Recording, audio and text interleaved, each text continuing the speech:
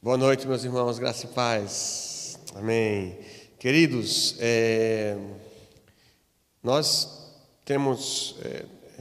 vamos estar compartilhando um pouco, uma porção preciosa da palavra do Senhor, lá no Evangelho de Lucas, capítulo 5, que eu vou ler com os irmãos e peço para que os que estejam em casa também possam estar acompanhando essa leitura. Lucas 5, Evangelho de Lucas, capítulo 5, verso 1 a 11.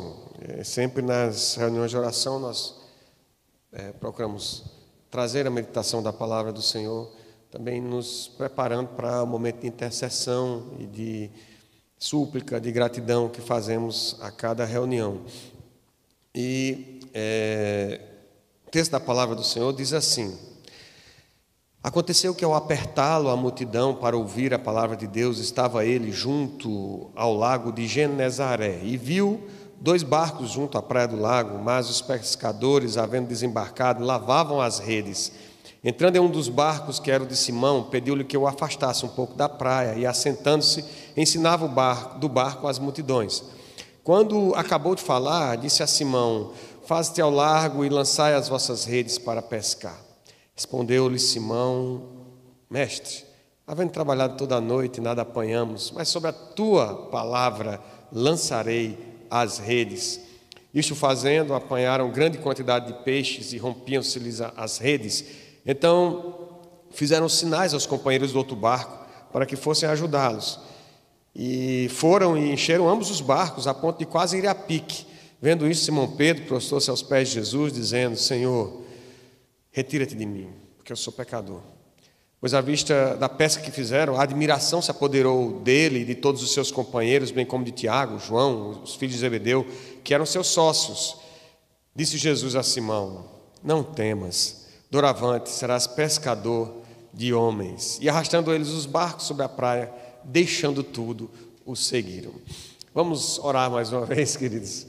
Senhor nosso Deus, nós te agradecemos por termos chegado até aqui, Senhor, porque não foi outra coisa que nos trouxe, senão a tua graça, Senhor. Não há outra coisa mais valiosa e preciosa para nós do que a tua presença, Senhor. Não há melhor discurso ou pregação que se possa trazer que não o Evangelho da graça e da salvação em Cristo Jesus, que morreu por nós e ressuscitou para termos a certeza da vida eterna. E por causa desse Evangelho, Senhor, o Senhor tem resgatado vidas e tem transformado homens e mulheres em pescadores de homens, e por isso o Evangelho chegou até nós.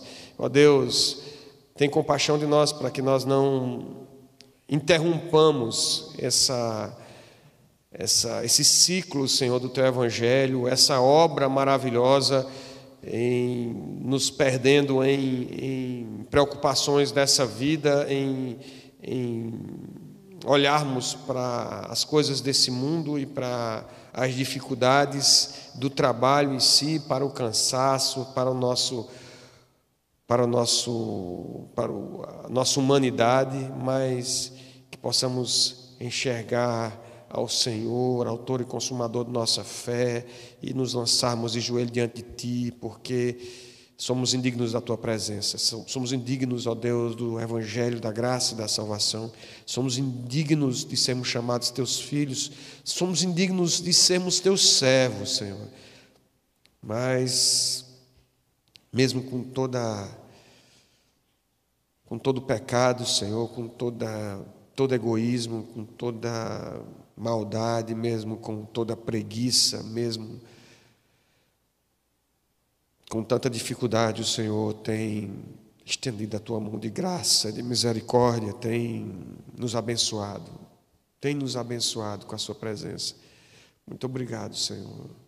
Nós Te rendemos toda a honra, toda a glória e todo louvor nessa noite. Te pedimos que, pela Tua muita misericórdia, que se renova a cada manhã, que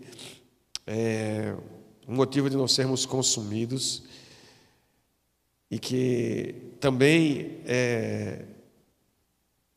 nova, que nos traz esperança.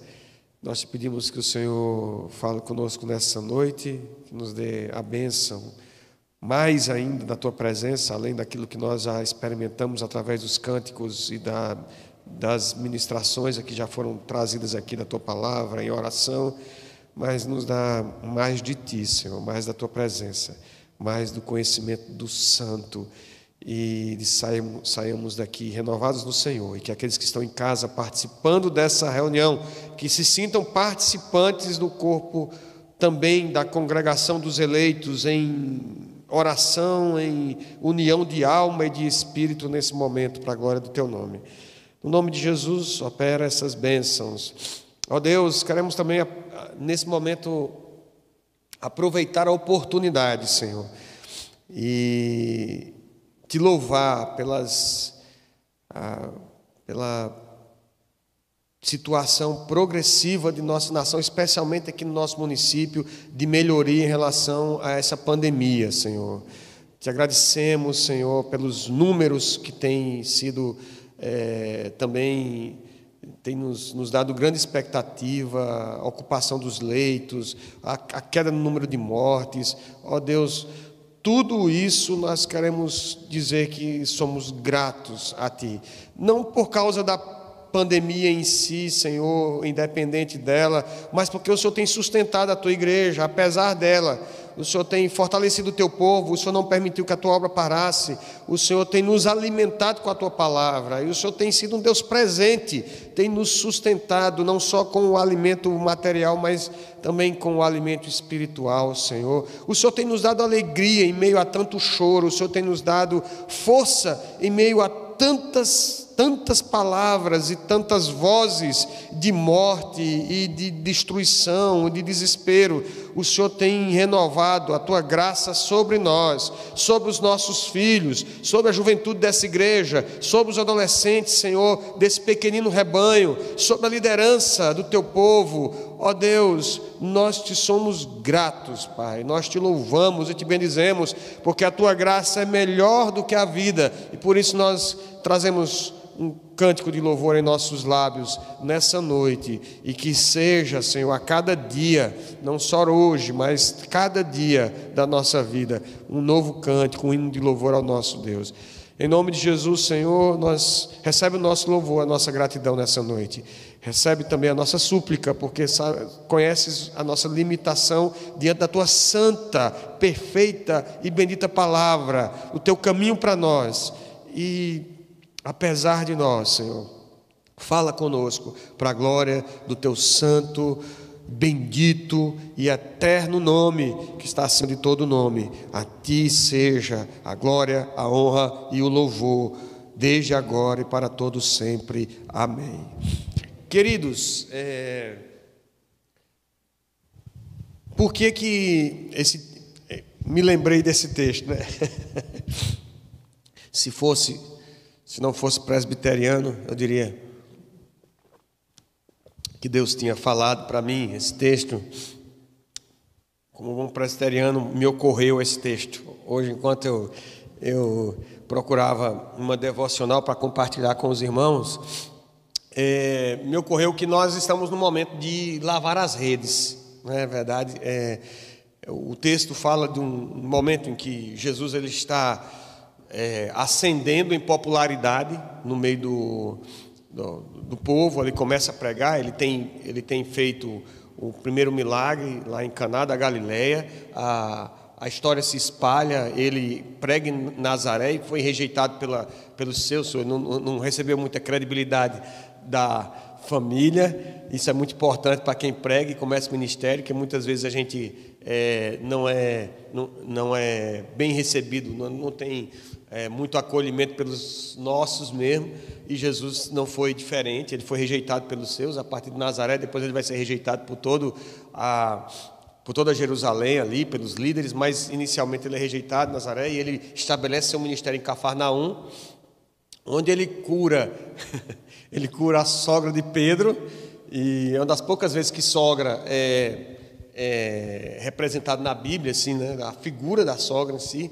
e ele cura a sogra de Pedro e faz muitas outras curas ali, começando seu ministério em Cafarnaum. E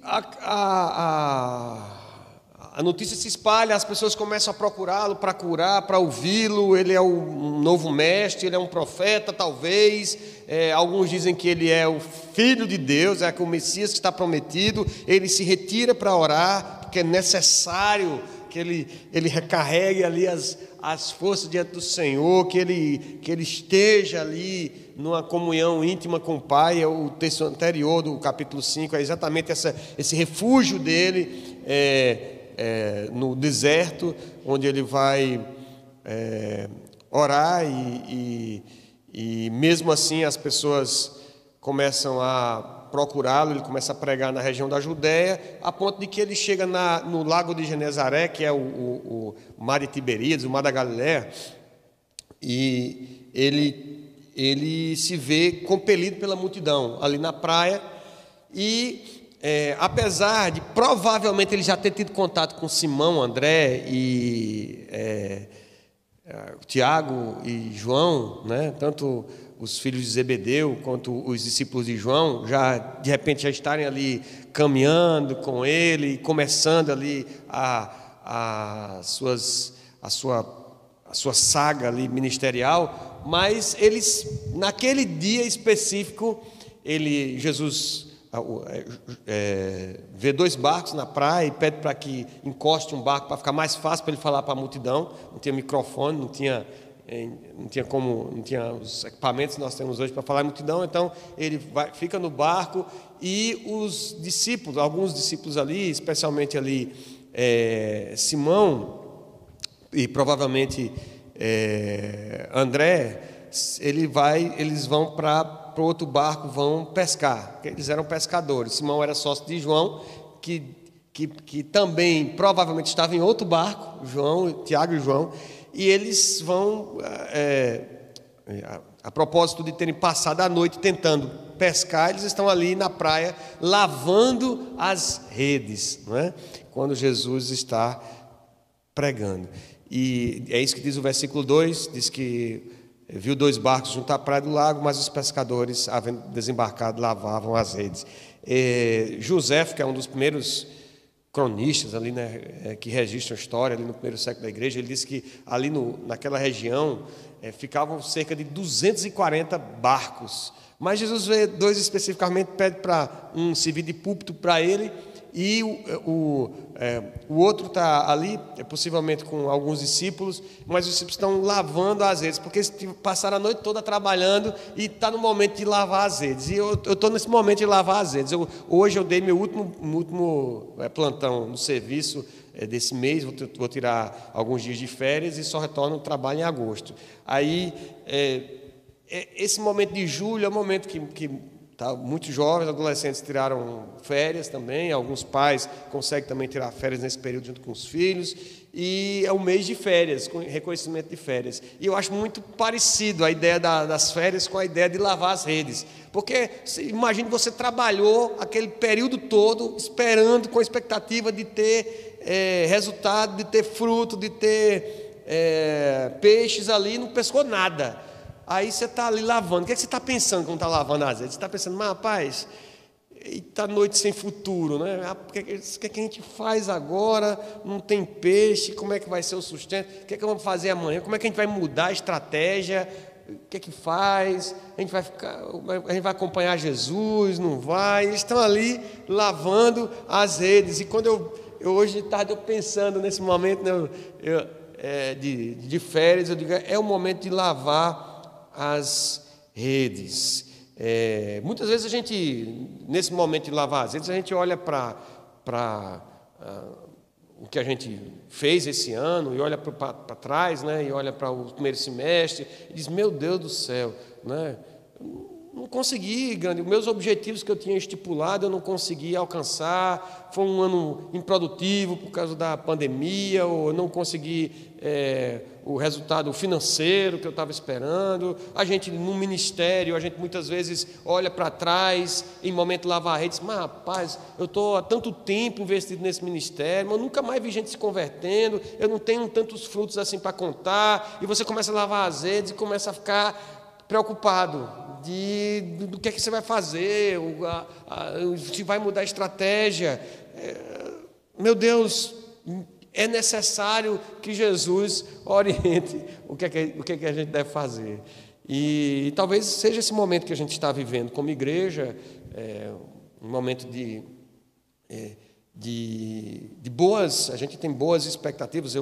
Ontem, no serviço de ontem, conversando com um colega que a esposa trabalha lá no trauma e é da área de saúde, ele dizendo que Campina Grande está com um pouco mais de 30% da ocupação dos leitos, para quem estava com 90% há um mês atrás, praticamente. A gente está com... O Estado teve, nas últimas 24 horas, teria tido um pouco mais de 20 mortes. É lamentável que se tenha, mas é um número muito pequeno, a despeito do que a gente já experimentou de média de mortes.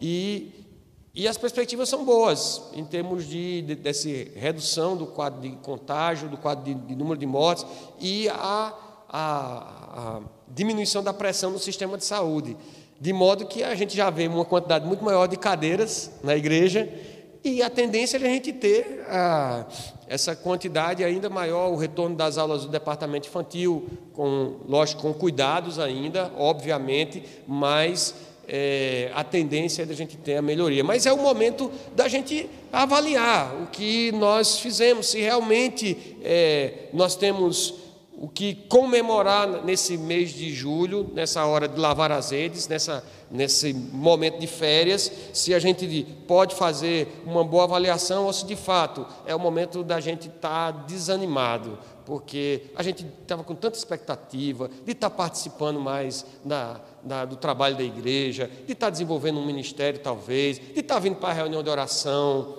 né, uma reunião, sendo pelo menos uma vez por mês, estar presente e tal, mas apesar de a gente ter voltado à reunião presencial, a gente talvez não tenha a disposição, a disponibilidade que a gente pensou em ter, e é o momento de lavar as redes. E aí, Jesus entra no barco, está ensinando, se afasta um pouco da praia e diz a Simão: Simão, vai mais para o fundo, você faz ao largo, vai mais para o fundo, e lança lá as redes para pescar.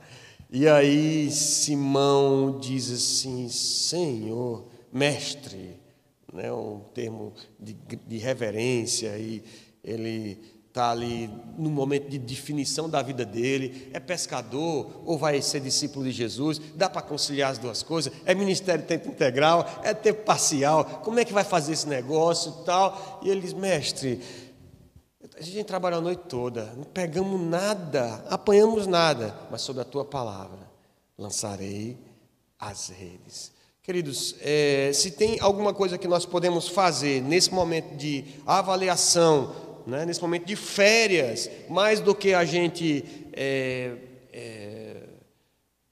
descansar ou fazer nada ou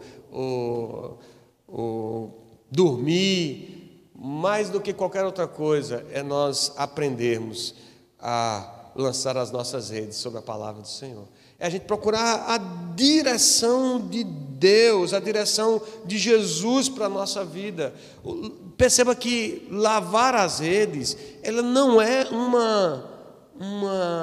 um fim em si mesmo. Você não lava as redes para as redes ficarem limpas apenas, ou para elas ficarem bonitas. Você lava às vezes para tirar um nó, para você tirar um sargaço, alguma coisa que esteja ali atrapalhando na pesca, para poder você pescar e continuar o trabalho. Eu digo que as férias para o crente, ele deve enxergar as férias diferente de qualquer outra pessoa no mundo, até porque uma boa teologia do trabalho nos impõe que nós não tiramos férias para descansar. Nós descansamos nas férias para recarregar as baterias, para cumprir o chamado do Senhor, a vocação que o Senhor tem nos dado, quer seja no trabalho secular ou quer seja aqui, mas que seja para glorificar a Deus, fazer a vontade de Deus. E se a gente está perdido, se de repente os frutos não vieram, se de repente o que a gente tinha estimado, a expectativa que nós tínhamos não se confirmou, que em nome de Jesus nós temos que aprender a descansar. A palavra de Jesus aqui é uma palavra de ânimo, de encorajamento para os discípulos, e assim, especialmente para Simão. Diz assim: Simão, você vai aprender, filho, que é onde eu estou mandando, é continuar fazendo, é perseverar, é aprender na preservação da palavra do Senhor na sua vida, que o Senhor vai abençoar. Então, e essa foi uma palavra que, ao ler, né, pensando e lendo alguns comentários, vendo que, de fato, como nós somos fáceis, né, dados a desanimar ou a estabelecer o conforto e o lazer e o descanso como sendo alvos para a nossa vida. Eles não são, eles são ferramentas, eles são instrumentos que Deus disponibiliza para que você possa, de fato, recarregar as baterias para continuar. A gente tem que olhar para o segundo semestre agora na igreja, assim, glória a Deus, nós vamos ter mais oportunidade agora, nós podemos voltar ao trabalho de evangelização, de máscara que seja, mas nós podemos evangelizar porque a situação está melhorando. Nós estamos numa situação financeira talvez melhor do que nós esperávamos, então nós podemos investir mais nos missionários. Buqueirão está precisando de um avanço missionário. Vamos pensar que talvez esse segundo semestre seja o momento de fazermos esse avanço missionário. Nós precisamos, nesse momento, de lavar as redes, olhar para diante e estabelecer como alvo para a nossa vida, não o descanso em si, não o trabalhar menos, não a expectativa apenas de mudança, mas, sobretudo, de lançar as nossas redes sobre a palavra do Senhor.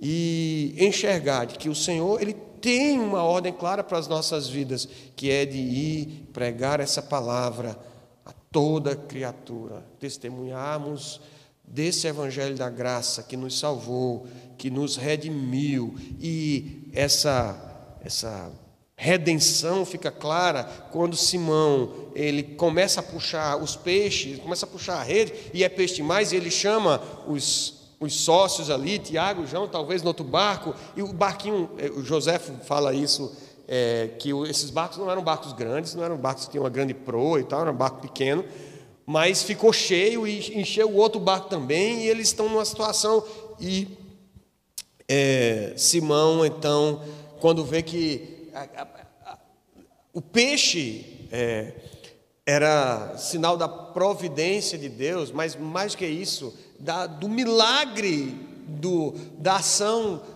sobre a palavra de Deus, ali sobre a palavra de Jesus, agindo sobre a natureza, ele já tinha agido no vinho, transformando a água em vinho, tinha agido curando pessoas, e agora ele mostra que é Senhor dos céus, dos mares, até os cardumes ficaram esperando toda a noite, fugindo da rede, para que naquele momento ele pudessem cair ali nas redes de Simão, e reconhecendo isso, Simão se prostra aos pés de Jesus. E ele diz: Senhor, retira-te de mim, porque sou pecador. Perceba que tinha mais discípulos ali, e todos ficaram admirados. O versículo 9 diz que a admiração se apoderou dele e de todos os seus companheiros, inclusive aí Tiago e João, que eram sócios dele. E Pedro, ele sai da posição do cara que era entendido na pesca para a posição de humilhado na presença de Jesus. É o cara que diz: Senhor, eu trabalhei a noite toda, eu conheço aqui o mar, eu sei como é esse negócio aqui, mano, isso não é hora de pescar mais, a gente já passou a noite, nós jogamos a rede, não pescamos, mas sobre as tuas palavras, sobre a tua palavra, eu lançarei as redes. E o pescador agora, ele se humilha diante da presença de Jesus. Há várias referências no Velho Testamento de quando as pessoas tinham encontros com o anjo do Senhor, e como isso era aterrador. Moisés, escrevendo em Deuteronômio 5, ele fala assim: quem é como esse povo que vê Deus falando através do fogo e não é consumido? para mostrar como era terrível estar diante da presença de Deus. Gideão, quando tem a conversa com o anjo do Senhor, e que ele traz a oferta e coloca sobre a pedra, e vem fogo do céu e consome a oferta que Gideão traz, diz a Bíblia que ele diz: ai de mim, eu vi o anjo do Senhor. E o Senhor, sempre quando o anjo aparece, ele tem que dizer: não temas, Gideão, eu vou ser contigo. Manoá, o pai de Sansão, ele, quando o anjo chega para dizer ele: olha, você vai ter um filho e você vai fazer, ele vai ser consagrado ao Senhor. Ele não vai passar navalha sobre o seu cabelo, ele não vai beber bebida forte, e ele não vai tocar em nada morto. Você vai consagrá-lo ao Senhor. E quando Manoá e sua esposa veem isso, eles também se prostram na presença do Senhor. Isaías, no templo, quando tem a visão de Deus, dos seus anjos no trono, ele se prostra na presença do Senhor e diz: ai de mim, porque eu sou um homem de lábios impuros e habito no meio de um povo de impuros lábios, e meus olhos viram a glória do Senhor. Então, o fato é que reconhecer ou andar na expectativa de que a palavra do Senhor nos dirija, é reconhecer que nós não somos nada e que Deus é Deus que controla a história. Ele é o Deus sobre a Covid, Ele é o Deus com ou sem Covid, Ele é o Deus sobre os governos, Ele é o Deus no inverno, Ele é o Deus no verão, Ele é o Deus de perto, Ele é o Deus de longe, Ele é Deus. E Jesus é o Deus encarnado, o Deus que se fez carne, habitou entre nós para nos conceder a bênção da reconciliação com o Pai. Nós que éramos pecadores, assim como Simão reconheceu aqui, talvez essa seja a maior dificuldade do nosso dia a dia. É porque nós queremos viver em torno dos nossos projetos, dos nossos sonhos, das nossas vontades, dos nossos desejos. E talvez se nós vivêssemos mais com os joelhos em terra e com o rosto no pó, reconhecendo que o Senhor é Deus e que só nele há salvação, e que a salvação dele é que traz sentido para a nossa existência, talvez nós não andássemos tão ansiosos e preocupados como nós andamos. A despeito, e terminando em relação à ansiedade, há uma coisa também extraordinária nesse texto, é que esse talvez tenha sido o dia de mais relevância para os negócios de Simão e João, os sócios ali na empreitada da pesca, porque a empresa dele pequena, ali os galileus pescando ali ali no mar da Galileia, e num dia que o mar não estava para peixe, ele tem uma pesca extraordinária. Olhando pelos olhos humanos, esse era o dia para ele pegar e sentar, lavar o azeite, planejar, dizer: bom, agora a gente vai fazer, vamos prospectar agora, a gente vai exportar peixe para além dessa região aqui da Galileia, vamos tentar conservar aqui o peixe e tal, e vamos aumentar os negócios, vamos comprar outros barcos, porque tem muito peixe. Mas, mesmo que toda a situação fosse favorável, o que eles fizeram foi deixar tudo e seguir a Jesus. Versículo 10 diz que Jesus chegou para Simão e disse: Simão, não temas. Está lá Simão prostrado na presença de Jesus, disse: não temas, Simão, doravante serás pescador de homem. Você não vai, o interesse que você tem de ganhar dinheiro aqui, de se sustentar, de ser um eminente empresário do setor pesqueiro, você vai deixar de lado, porque você vai ser conhecido como pescador de homens. E Pedro, não só Pedro, mas também os demais discípulos, se eles tinham alguma indefinição em relação ao ministério, se eles estavam em dúvida, segue Jesus, continua pescando, agora eles deixam tudo, deixa lá o peixe. É engraçado que Jesus paga o aluguel do barco, perceberam? No começo Jesus pede que chama o barco ali para ele poder servir de púlpito, e depois ele oferece a pesca, e a pesca é um pagamento pelo uso do espaço, pelo momento ali que ele tem, mas os discípulos não estão interessados no pagamento, os discípulos estão interessados em continuar com Jesus, em continuar seguindo a Jesus. Meus irmãos, por mais que um momento como esse seja também um momento de oportunidades para muitos, porque há expectativas de melhoras em diversas áreas, tanto no campo educacional, no campo profissional, no campo econômico, enfim, mas nós devemos continuar lembrando que nós devemos lançar as nossas redes sobre a palavra do Senhor. E que estar com Ele, estar de joelhos na sua presença, estar nesse lugar reservado para adorar, cultuar a Deus, orar, é o melhor para fazermos. Pode ser que depois de tanto tempo de pandemia, os nossos filhos nem queiram vir mais para a igreja. Pode ser que eles pensem, não, porque eu estou assistindo aqui as aulinhas do EBD, aqueles que os pais ainda se dão trabalho, né, de colocar lá para assistir. Eu estou aqui, e por que eu vou para o domingo agora para a igreja? Eu vou ter que voltar para ir para a igreja. Pode ser que os nossos, alguns adolescentes ou jovens, ou alguns adultos da igreja, casais, digam, não, tá bom assim, a gente pode continuar assistindo de casa, sem muito compromisso com o trabalho em si, apenas assistindo, talvez dando dízimo e oferta. Mas, meus irmãos, nós precisamos nos ajoelhar na presença dEle, nós precisamos buscá-lo, mas nós precisamos experimentar o que é ser pescador de homens de fato. E acho que a igreja é o lugar mais adequado, mais apropriado para nós aprendermos a como fazer isso, a como vencer as lutas do dia a dia, a como enfrentarmos os desafios de vivermos em santidade, aos pés de Jesus, pescando homens. Que Deus nos ajude, meus irmãos, ao lavar as redes nesse mês de julho, a voltarmos depois das férias, revigorados no Senhor, renovados pela sua graça, cientes de que o Evangelho da graça e salvação que nos alcançou deve ser o que nos motiva, deve estar em nossos lábios, em nossas mãos, para levarmos outras pessoas a Cristo também. Amém? Que Deus nos abençoe. Vamos ter mais uma palavra de oração. Ó Deus, quero te agradecer pela tua palavra, Senhor, mais uma vez. Quero te agradecer por esse momento que o Senhor está nos dando oportunidade de vermos boas expectativas, de lavarmos as nossas redes e pedir que o Senhor tenha misericórdia de nós, Senhor. Temos muitas vezes relegado o teu evangelho ao segundo plano nas nossas vidas.